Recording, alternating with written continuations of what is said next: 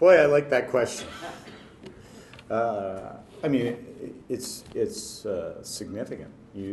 Your presentation to the Finance Committee suggested a short-term shortage of 37,000 workers, which is profound, and not one. Even if we ramp up skills training sufficiently, we're going to probably be able to realize solely here in British Columbia.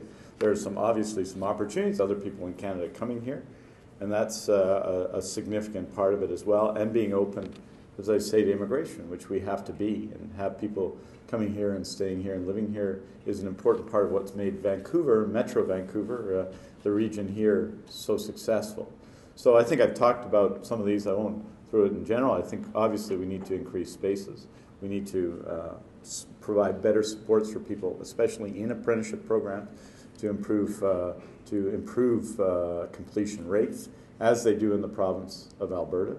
I think that those are critical questions. We need to make some changes in the K-12 system that I've talked about before, to drive people and to open up, especially the secondary students, to those programs.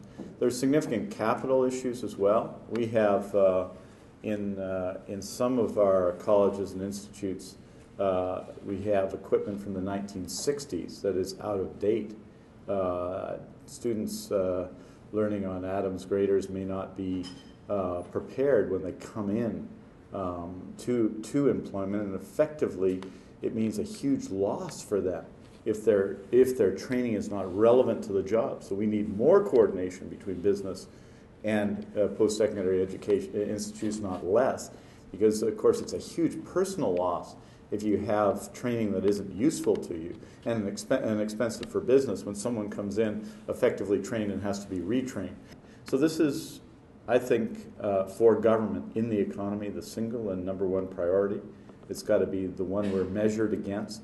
It is the main way that we're going to address growing inequality, giving people the skills they need to compete in the economy. We are not going to be able to address issues of inequality as we have at times in the past simply through the redistribution of wealth. We need a pre-distribution of wealth that allows people to have the power and the skills to succeed in the economy. So these are crucial questions. They're particularly challenging in Metro Vancouver, because Metro Vancouver, as all of you know who try and hire people, is also an expensive place to live, and therefore we have some competitive challenges in Metro Vancouver in particular in attracting workers to our businesses, and that obviously puts upward pressure on wages, but doesn't leave the person in question necessarily better off than they would be elsewhere, because costs are so high here.